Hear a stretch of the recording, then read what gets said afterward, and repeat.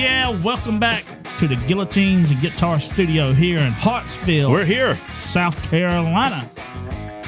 We would like to thank everybody for hanging out with us on our last segment. We was talking about your first album that you purchased. You can go on Facebook, go check it out on our Guillotines and Guitars page, or you can go on YouTube. It'll be out in 2 weeks, a week. Don't pin me down to a time. Let's not it'll put be him into a situation. Yeah, it'll be. If you're seeing it, it's out. See how that works, Chris? You can definitely see it on Facebook on our Guillotines and Guitars page, but it will be out at some point in time on YouTube. So that means let's move on to what we're talking about and tonight. We are talking about the Loch Ness Monster of Lake Mead. If the music wasn't playing right now, and maybe I will. Who knows? We'll see what happens. But I have to throw in the clip from our live show when Chris told our live audience what we were going to be talking about, and however he pronounced Loch Ness Monster. Scott, do you remember what it was? It was like I think it was a naked monster. So I think it was the right pronunciation. I think. So here we are talking about the Loch Ness Monster. Pop and lock it. And I was just kidding. It ain't Lake Mead. I know it ain't Lake Mead. I was just joking. That's just a ha-ha moment. It's Lake Savannah. All right, let's go. All right. Of course, before we start every topic, we start off with some libations. That's right. Guess what our libations are today? I can't guess. You're not going to believe this. I'm guessing it's probably a chocolate buttery nipple. Ooh, I bet it is. Somebody has been looking under my skirt today. I don't know who it was. Looking under my kilt because that thing is right here, some spice to it. Right here from Twisted Shots. This is the chocolate buttery nipple. Hey, how about that? It was a guess. That thing got some spice to it too, boy. He was looking under my kilt. Oh, we're gonna have to tie trade to Uncle Orville's boat and drag his little white butt across the swamp to put out that ass fire. What in the hell? I'm gonna tie you to the back of Clark Griswold's station wagon on your leash. Oh my God! I don't. What the hell? I know. Let's stop now, Chris. Okay. Now, is this a joke? Did you remove my tab? No, you just did. Remove my, I have no tab to open this with. It's still open. Now it's going to be in pieces. If these shots, I love Twisted. They have great product. But occasionally they do forget a tab. If you lose that tab, it'll be like a rat's nest by the time you get done opening this thing. Here we go. Getting ready for Chris. Cheers. Think everybody got it? With it? Yep. Ready? Sure. All right, go. Here's the guillotines. That son of a gun had some booze in it, buddy. Yes, it did, John Bird. He is always our buddy on time. John. Always here with us. Yes, sir. All right, we talk about Loch Nessie. Loch Nessie. Loch Nessie. I've throughout school and stuff, seeing they actually had it in history books in school because that's where I learned it from. I had no clue. It was actually called current events instead of history class. It was current events. Yeah. So they were calling Loch Ness a current event? A current event. Yeah. Well, I guess add that. Okay, go ahead. Well, I know it's stupid. I realize how it sounds, but that's what they had, and that's where I heard it from. So, I've heard it before. Even I've been to school. I know Loch Nessie. Me and him are friends.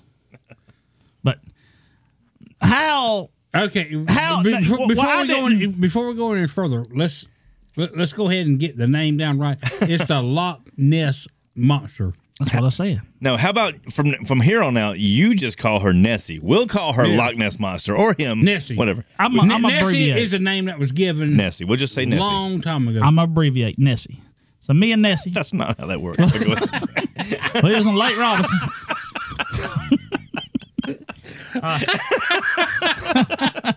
So the abbreviation. Nessie. Me and Nessie. So, okay. And in my gullible days, I'm like, man, this is scary. There's something like that in the damn. In your gullible. In my gullible days, I was like, there's something out there with a long neck and a humpback floating in this lake, eating people. I can't. In what lake? Hold on, think about the name before. It's in the Highlands. Yes. And Lake Ness. Lake Ness. It's in Lake Loch. River Ness. Yeah. River Ness. River Ness runs River Neck. into the loch. No, it's a loch is a Scottish word for lake. Lake. So it's Lake Ness. That's what I said. That's Lake not what Ness. you said. The river. Yeah. Of course, there is a river down I there. said the river. There's a River Ness that runs right into. Yeah. It's all relevant.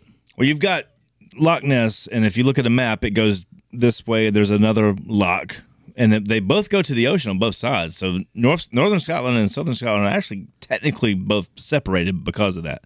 Anyway, go ahead. So tell me what your story is. They had in the books. They had this how they described how it looked. Long neck. This is looking from the water to top. All right, and then they have a watered her down on what it looks like, and it had these great big fins, like sea turtles have. That's what they said it would had, and had a long tail, Yeah. and mystical creature, never caught. And of course that folklore has haunted that region forever, and took my gullible mind for a ride. And it still does. I would never swim in that lake. No, you won't. Nope. So that's back in back in let me get my voice on there. Yeah, please give us your best Scottish accent during the story. Scottish accent, or no? Are you doing a antebellum Southern accent? We'll get that. That's later. what it sounded you were starting to do. Be that. But I think it was in middle school I learned about the Loch Ness Monster, and it's always been a favorite folklore tale of mine, and I'd like to still believe it still exists. But how long did that thing live? I'm Well, how do you know? I'm older now. I'm wiser. I got How do you know it was just one? So that's a big thing, and I'll get into my opinion later. But I want to start by saying, when you just said what you just said, how long did that thing live?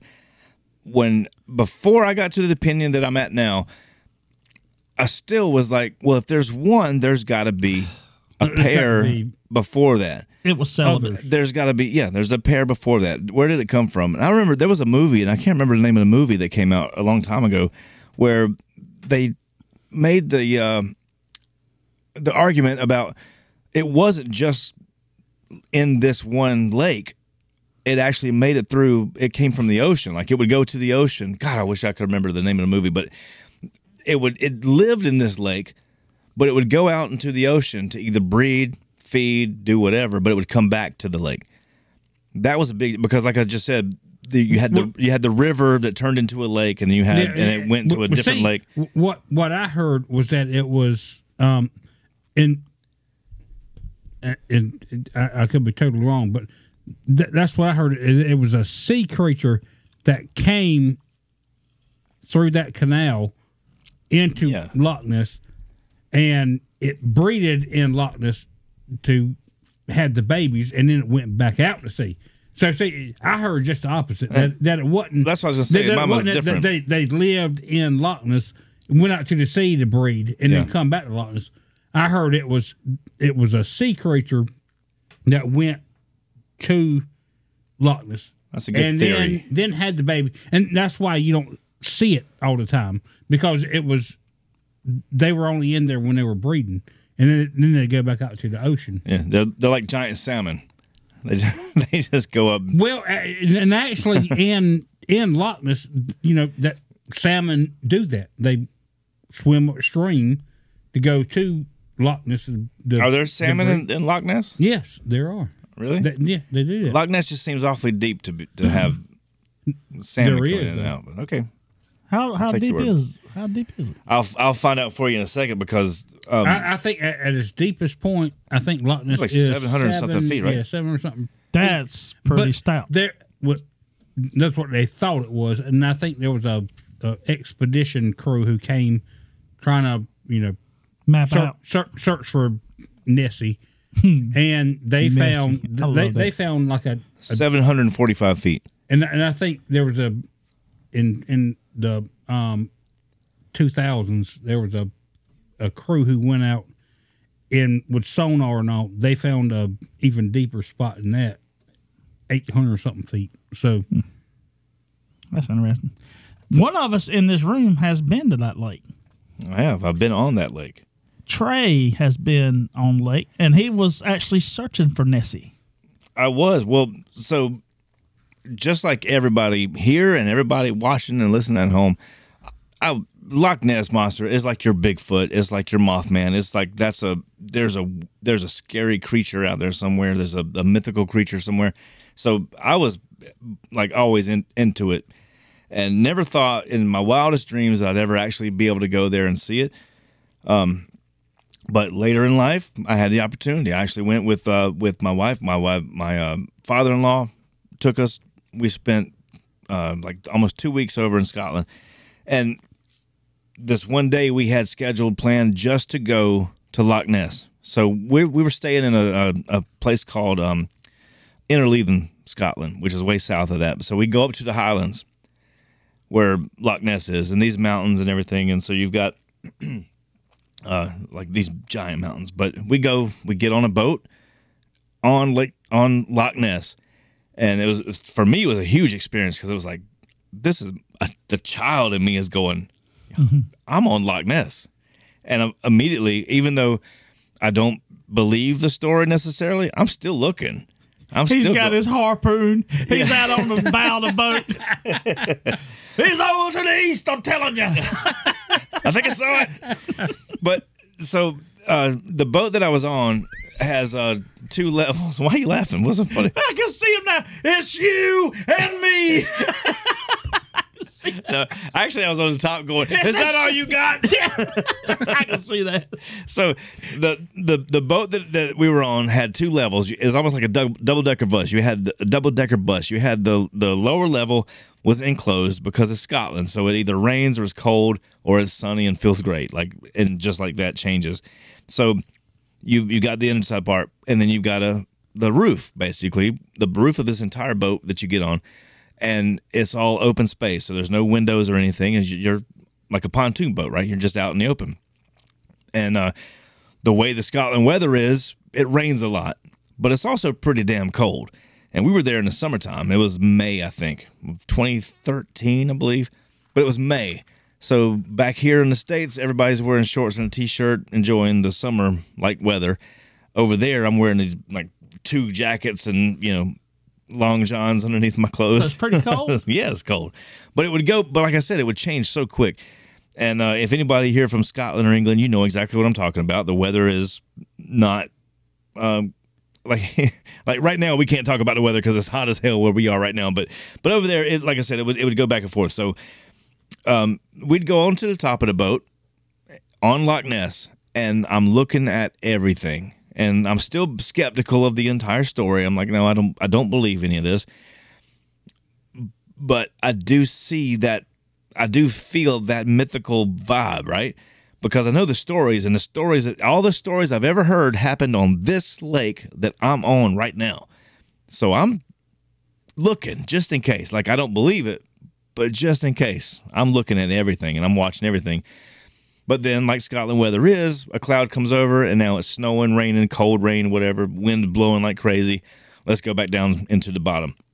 Well, in the bottom, they know because Scotland makes so much money off of visitors that go just to try to see the Loch Ness Monster. It's a big attraction. It absolutely is, and it should be. Just like we talked about the Lizard Man here in Bishopville, or the Mothman, and all the Bigfoot, when they have these things, if they can generate money from that, they're going to use it. They do. And I don't blame them for that. But anyway, and I'll get to something bigger about that whole part, like making money. But everybody that goes to Loch Ness from outside that country is probably going to try to see the Loch Ness Monster. They want to be that one that takes the next picture from, the last one was 2013, or whatever it was. But everybody wants to be that person that gets that picture. And I was just exactly the same way, even though I didn't believe it. Just in case, my camera's ready to go. So I go down into the deck because it's snowing, or not. It wasn't snowing. It was just a super cold rain, and I'm bald headed. That doesn't work, and it doesn't fit. So I go back down. Well, down in the enclosed part, on both sides of the walls of this boat that we're on, is a live sonar, because they know that everybody wants to know what's going on. So there's a sonar, and it shows. I've got a picture that I took where it's you see the drop off go from like 300 feet, drops off 700 feet. Now all of a sudden we're in I think it was 745 or whatever. So the drop off is right there. So I took a picture of that, because every time a fish or something is underneath and there's a blip, everybody just goes, "Is that it? What is that? Let's look at it a little bit more." Well, it's kind of small, so that's probably not Nessie or the lake neck monster. I'd remember. That's it. Stop the anchor. Drop anchor. right here. I just saw it. Here we go. Let me get my damn zip code 33 out. I'm about to get his ass. Yeah. So we're on this boat. We go downstairs. We look at the radar or the sonar, and we see the drop off of the ground, and we see these little blips. And of course, there's everything's small. There's small little blips, but then you always see something at the bottom because you're looking for it, and you go, "That could be it. That's a weird shape." No, it's probably not. But then as the radar moves on, here's another weird. Maybe that's it. Maybe that's Nessie's dad. Maybe that's Nessie's cousin from Georgia. He's right there. Like, you don't know. So we do that, and then but me, I want to be outside. So now I want to go back upstairs and then go back out because the sun came back out, because that's what it does in Scotland. When the sun's out now, sun's out, buns out. We're going out to the top of the boat, and so we're on Loch Ness. We're going to a place called Urquhart Castle, which is a famous castle. And if you see a picture of it, you know exactly. Everybody's seen a picture of Urquhart Castle, and that's where we're going. Our boat comes up to this spot, and we get there. We tour the castle and do all that kind of stuff. And I'm gonna jump around just a little bit and just say real quick that they always say at the end of every amusement, or in every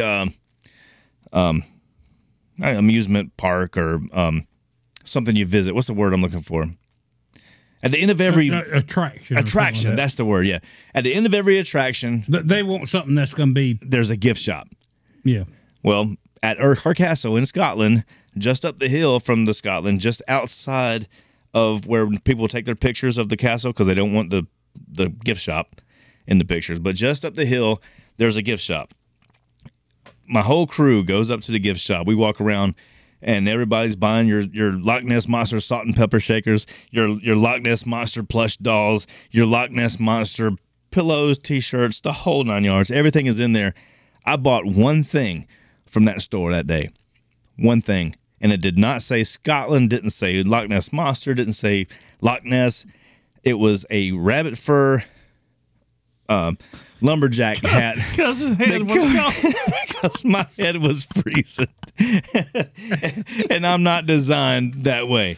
My rest of my body was fine. I dealt with it. I had the coast, but my head was freezing. So in this gift shop, it was everything Loch Ness related, except yeah. Well, they did have. I remember there was there was also an umbrella that we bought. That was a Scottish flag.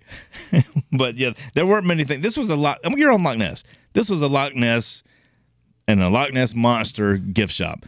And so that's what we were doing. Was visiting a gift shop. But so let's go backward now. The reason Urquhart Castle is a famous spot, and like I said, if you do a Google search for it, you'll see it, and it looks exactly like what you see. I'm looking for the Loch Ness Monster, and I feel like I'm just jumping all over the place, but I knew from what I had read and from what little bit I'd seen on the internet about why people thought there was a monster in that lake, and I saw it. But I'll tell you what I saw. So basically, I saw the Loch Ness Monster. Let me say this again to make it clear. In my mind, I saw the Loch Ness Monster when I was on Loch Ness in Scotland. And I say that, and I feel it pretty clearly because of everything that I had read about why people think they see the Loch Ness Monster. I saw what I think people saw. the way this lake is set up, the lake is so deep, and you've got boats in there, and it wasn't. I don't remember it being like a super crowded lake, and it's a big lake. It's very wide. It's very long, but it's also got mountains on both sides of this lake. The way the wind comes in, the way the weather changes, like I just said, all these things come together, and it's been like that for millions of years, I'm sure. The way this works is the way it's been said to work, the way these waves come up. This water's black, but you don't see black when you see the water. You see the reflection of the sky and the reflection of the mountains and everything behind it.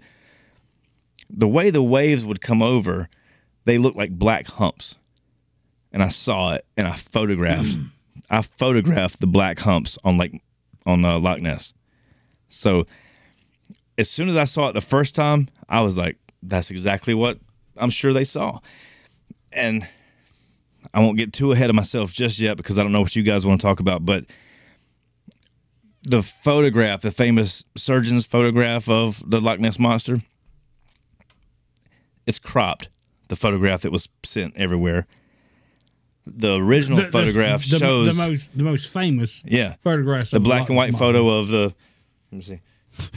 That's it. Ooh, it's cropped. The cream of the crop. Yeah. Well, always raised to the top. So, but that's the first. I remember even as a kid seeing that picture, and like it bothered me that the waves around that giant monster they didn't look right. Scale-wise, they didn't look right. Well, anyway, so it was always the humps. It was 3-4 humps, right? You look up the Loch Ness Monster stories, eyewitnesses or whatever, it was always that. I saw that, and I know exactly what they're talking about because it was 100%, to me, 100% waves. I want to believe it was something, and maybe people saw something at some point, just like people have stories about dragons. We know dinosaurs existed, but for some reason we refuse to accept the fact that dragons actually existed. But maybe dragons existed at some dragons, or some dinosaurs existed at the same time as people, and they called them dragons. We had that conversation before, but yeah. Anyway, so that's my experience on Loch Ness. Was I saw all that, but I did see the black humps that I had seen in pictures and I'd heard about in stories. I saw with my own eyes, but I knew that they were just waves. It was just the way the waves looked in that particular lake. But it was you being at Loch Ness. It's like we've said this before about like how your imagination kind of runs wild, especially if you're in a part of, some part of the world where there's supposedly something mythical out there. Yeah. Your mind leads you to think you see something that might not be there. Absolutely. Or even if you see something you tend to believe is something that well, especially if you want to believe too. Yeah. Like we've talked about ghost stories and haunted places and you go in there, you might have an open mind and go, or not an open mind, but you might go in and say, I don't believe in ghosts. I don't believe in this or that. But you still go because they're maybe I'm wrong. Maybe I'm wrong. It's exciting and it's something you want to experience. Right. Well, that's what I said, like as a kid, just like everybody, the Loch Ness Monster story, like Chris was just saying, the Loch Ness Monster story, like that grabs you. Well, Chris said the Loch Ness. That's right. Monster. So well, from where he's from, when that's what they called it, was the Loch Ness, from what I heard. But yeah, so you want to believe it, and obviously we didn't go because we've got to see this beautiful lake. It wasn't to see a beautiful lake. The Loch Ness Monster story. And just like people are still doing today, people are still going there every day. They've got the boat that I was on, I'm sure has gone that same route a million times, or a different boat, but they've got boats going back and forth to go to Urquhart Castle and a gift shop because they make money, and tourists from all around the world and people that live there, they want to go see it. Now, I don't want to like hijack this show and be the only one talking. But well, you've been there. I'm enjoying hearing about it. But I'm saying that, but I guess I kind of am. But please, like, stop me. I was into this real big for a long time. So I was like, because I wanted to be a paleontologist when I was a kid. Like I wanted to do everything and archaeologist. I want to get into all that kind of stuff. And so the Loch Ness Monster was a big deal because that was a plesiosaur. Plesiosaur apparently was a plesiosaur, and that was a big deal that I wanted to be, like I was interested in because, oh my God, there's a dinosaur that still exists. He's way over there, but that's really cool. Later on in life, I started to get to that point where I was like, no, it doesn't, it's not real. Or at least it's not real anymore. Maybe it was at one point, but probably not. At one point it might be. Okay. But probably not anymore. Well, what do you think about, that the most famous picture, which is what they say, the surgeon photo? Yeah. Okay. Have you heard a story about that? Yeah, with, what's his name? It started with an M. It was, Christian, what was his name? Sperling, on his deathbed. Oh yeah, because he was the grandson. Well, he was the stepson. Stepson, that's right. Yeah, of the Marmaduke. Yeah, the Marmaduke. Wetherell. Yeah, Wetherell. Wetherell. Yeah. So Wetherell was the guy that they hired to go find him. The Daily Mail hired Wetherell because he was a big game hunter. Yeah. They hired him to go find the Loch Ness Monster. And he come up with these prints on side of, the loch's bank. On the road. Yeah. And, he plaster casted them and sent them off to some London museum to have them looked at. He said, judging by the prints, it looks like something that's maybe 20, 25 feet long. With soft feet. Yeah. And he said it had soft feet. Like a sea turtle. Yeah, but I mean the Daily Mail newspaper, they hired this guy, and he found these prints, and they sent them off to almost immediately though. Like he found them really really quick. Yeah, they sent him there, and he's like, they I got it. Sent them off to a museum, and the museum came back and said, we studied these off of everything we have, all of our data. I'll find them for you, Chief. It was like it was a hippopotamus track. Yeah, and knowing hippopotamus aren't from right, do not exist in that part of the world. Well, the newspaper was like, okay, this Wetherell guy is either trying to scam us or somebody's scamming him. Either way, they wrote an article and ridiculed him because they were like, this guy's he's a hoaxer. All he did was, try and pull one over on us. And so his stepson, though, on his deathbed in 1994, stated all this and said he wanted to keep his good name, or, because he didn't like being, this newspaper calling them out saying he was scamming them by having these the feet prints that he sent off. But, and he, what did he do? I don't know. He's talking. It's between me and Scott. Chris, we'll get to you in a minute. But so he, according to his stepson, who on his deathbed claimed all this in 94, said all this from 1934 was all a big hoax. Yeah. And he said that he enlisted his stepson to sculpt this model because his stepson was so he admitted all this stuff. On his deathbed, admitted all this. He made a little sculpture of from plaster and that explains plastic why and everything. Found it so quick, and a little toy submarine, and they put it in the lake. So that was his. He was getting back at everybody who would basically make fun of him and said you faked everything because they said you faked everything. So he was like, "Well, I'll show you. I'm gonna fake something else." Exactly, that's right. But that's the most famous photo of Nessie, and it's a little 3-foot toy. They said it was like 3 to 5 feet away from the bank. The way they did it was when he put it in the edge of the water and he went to film it. He zoomed in on it so it would kind of look blurry, and that way you couldn't tell how big it was. Yeah. Well, it was also the 30s, and photography wasn't super clear, and depending on the conditions, we don't know really. But also they had because he cut the photo, you know, when he published it. Yeah, that's what I'm saying. He cropped it to take out all the things that you could associate the size. Just like when they took the uncropped photo, and you could like see the bank where he was standing at, and you know from the cropped photo, it just looked like something out in the water, and you couldn't tell how far it was, so you couldn't tell how big it was, you know.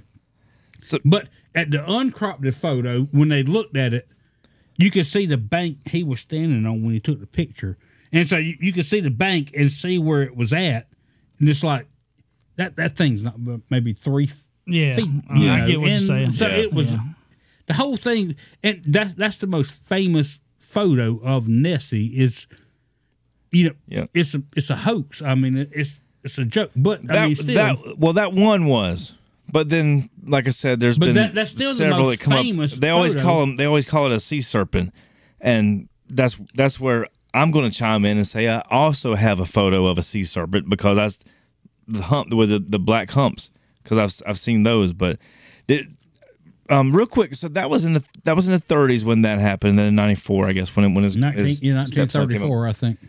My camera just died. I forgot to change the batteries. That's fine. Anyway. Glad I caught that. So where was I at? So that was in the 30s.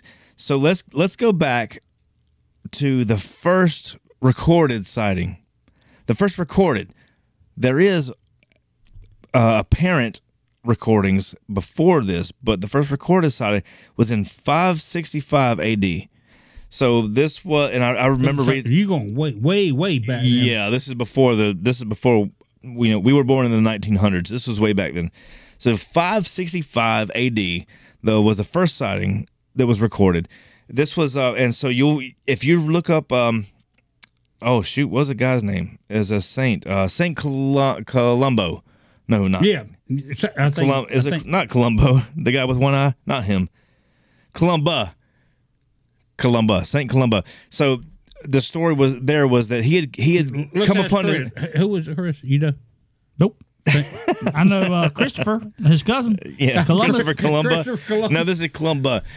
Well, so Saint Columba. The story goes that Saint Columba came into this town or came onto the lake, and he had, oh my God! I mean, he had met with these people that were burying somebody, and he come across. He had died. He had apparently died from being bitten by something in the lake. And I guess like St. Columba had sent one of his guys to swim across the lake to go get their boats. And this is where a story for me is like, well, how'd you get over there? Your boat's on the other side. But the story is he sent somebody over to get their boats to bring the boats back.